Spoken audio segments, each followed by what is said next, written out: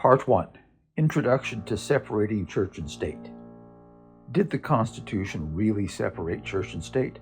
Was Thomas Jefferson right when he wrote to the Danbury Baptists in 1802 that the Constitution had built a wall of separation? Or were we always, without knowing it, always supposed to be ruled by biblical law? That didn't used to be a question. Now it is.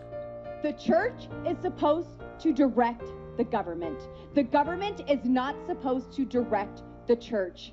That is not how our founding fathers intended it. And I'm tired of this separation of church and state junk that's not in the Constitution. Let's examine how we got here. In every society we know about, at least until America in 1787, religion and the government had a formal relationship. We see this as far back as Pharaoh Menkaure in Egypt in 2600 BCE, 1,000 years before Moses, and as recently as today between Putin and the Russian Orthodox Church.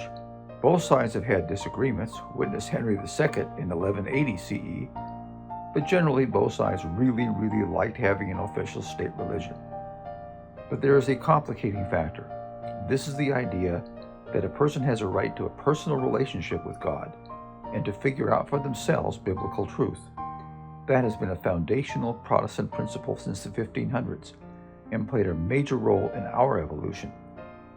We can see this dynamic in the colonial charters.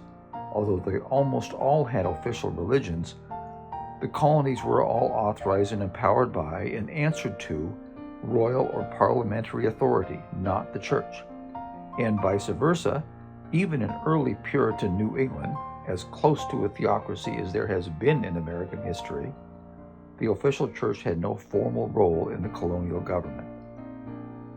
In 1776, we were a Christian population.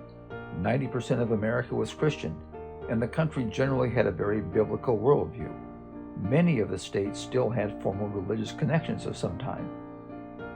But we were also moving away from governmental Christianity. We see this in our founding documents. In 1776, the Declaration of Independence had nodded to a deist, nature's God, and laws of their creator. But a decade later, in 1787, the nation had moved on. We see this immediately in the Constitution's preamble. The nods to religion are gone. There is no appeal to the Creator, and nobody is asking for divine approval. We, the people, is the sole and only basis for the government in its authority, and the government's purposes are entirely secular. Christianity and God play no part. It is important to note the framers did not simply overlook Christianity, but the only reference, Article 6, is negative to religion, in that it forbids any religious tests.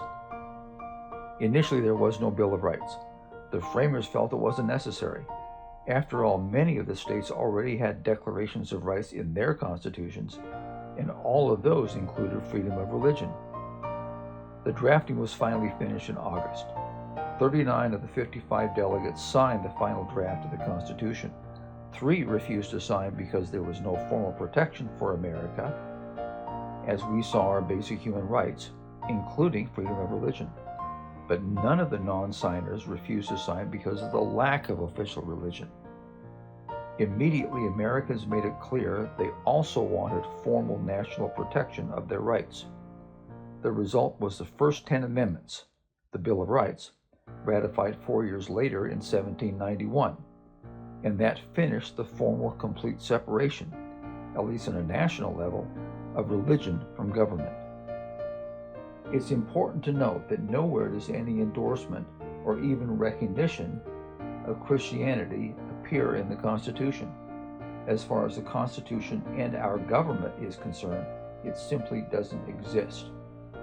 This is a completely secular republic. Now, as it turned out, that would not be the end of the argument, but this separation between church and state is the bedrock of our secular government. To understand why and how that happened, we need to go back to the beginning. And that road leads, as all roads do, to Rome. See Part 2.